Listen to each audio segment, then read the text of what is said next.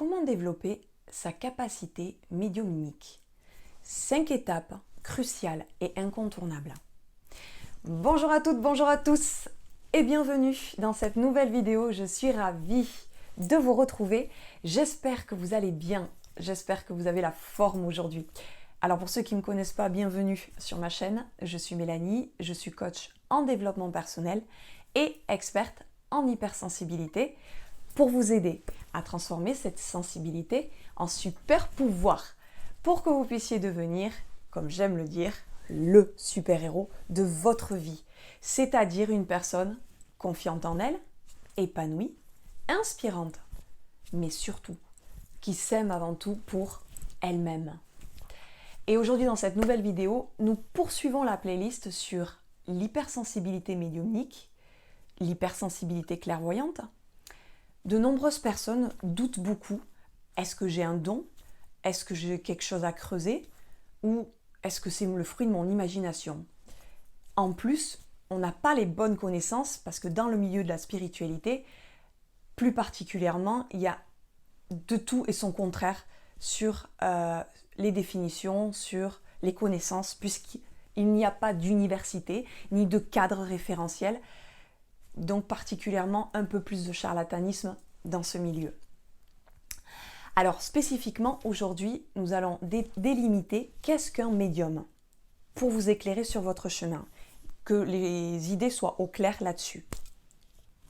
Alors petit disclaimer avant de débuter cette vidéo, si vous souhaitez avoir mes références, que ce soit des livres ou une chaîne YouTube en particulier, je suis assez exigeante dans les choix des personnes que j'écoute ou que je lis pour avoir un cadre référentiel, une éthique surtout.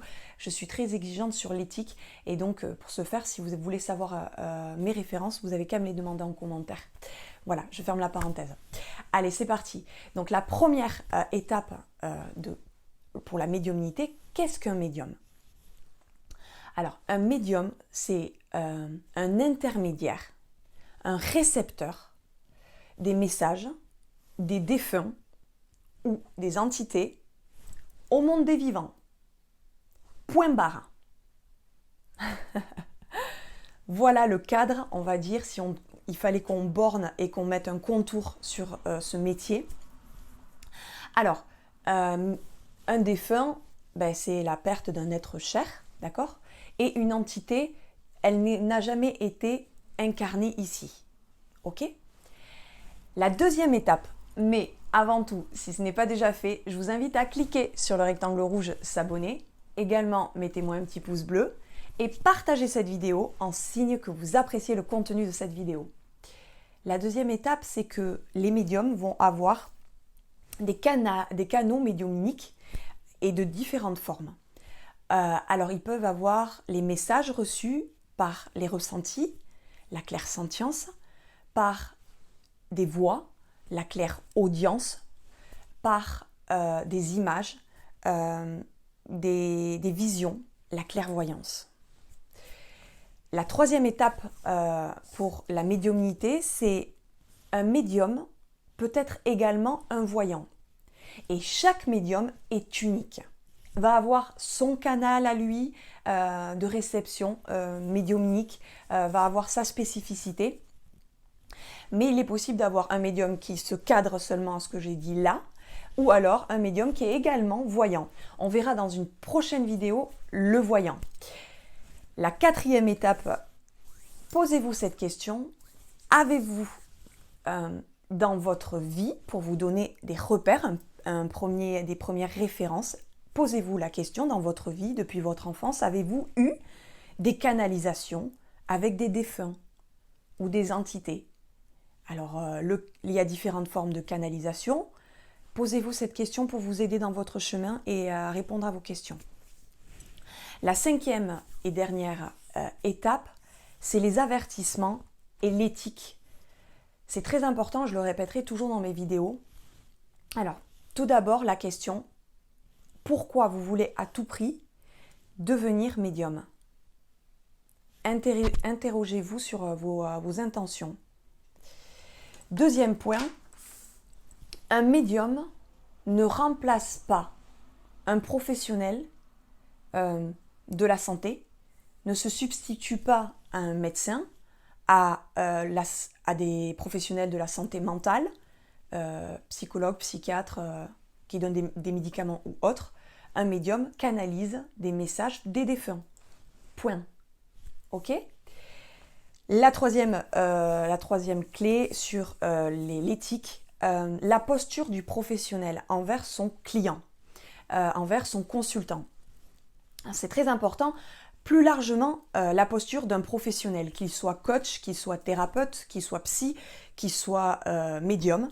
Il y a des dérives, il y a certains, et tous englobés là-dedans, même dans les psys, même dans les médecins, les médiums, etc., peuvent se croire au-dessus de leurs clients, de par leur connaissance et leur savoir. Ça, ce n'est pas éthique. C'est un manque de développement personnel de la part du professionnel. À partir du moment où vous venez en plus en position de vulnérabilité, où vous êtes peut-être perdu sur votre chemin, où vous vous posez 36 000 questions, il est d'autant plus facile d'avoir une position supérieure à vous faire à beaucoup utiliser des affirmations. Comme disait Socrate, je sais que je ne sais rien, même pour un professionnel. Alors, il y a effectivement, rien n'est tout noir et tout blanc. Il y a effectivement des personnes qui ont un savoir, qui peuvent transmettre. Mais soyez vigilants à un point, c'est qu'à un moment ou à un autre dans l'échange avec ce professionnel, vous devez sentir que le professionnel n'est ni au-dessus de vous, ni en dessous. Il est à côté. Et vous devez sentir également que même s'il y a certaines affirmations, un savoir à transmettre, il y a un moment dans son discours, une remise en question de sa part où on sent qu'il ne sait pas tout, qu'il a une certaine humilité comme point de repère, on va dire. On ne peut pas affirmer tout et une personne ne détient la vérité. C'est très important dans l'éthique d'avoir cette espèce de posture, d'écouter bien le discours du professionnel que vous allez voir, surtout si vous êtes en position de grande vulnérabilité et que vous ne savez plus avoir de discernement. Si vous vous sentez inférieur dans votre vie par rapport à ce professionnel qui vous fait ressentir qu'il a une meilleure vie que vous, qu'en gros lui n'a pas l'air d'avoir de soucis dans sa vie, ayez du discernement. C'est un humain, donc il n'est ni au-dessus ni en dessous. Voilà. Vous devez vous sentir évoluer après une séance et non stagner. C'est ça, c'est très important. Et encore moins dépendant.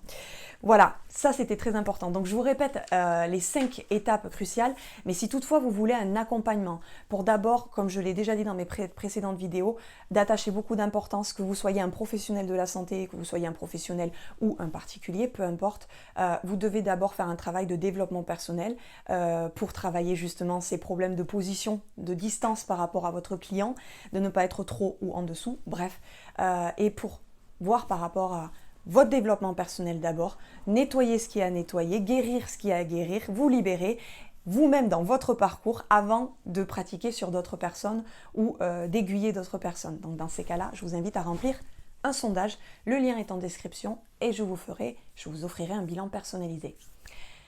Voilà, donc je vous répète les 5 étapes. La première, c'est que le médium, le cadre référentiel du médium. Le deuxième, c'est les différentes formes de canaux qu'il existe. On ne les a pas tous vus dans cette vidéo, c'est qu'une initiation. Le troisième, c'est que le médium peut être également un voyant.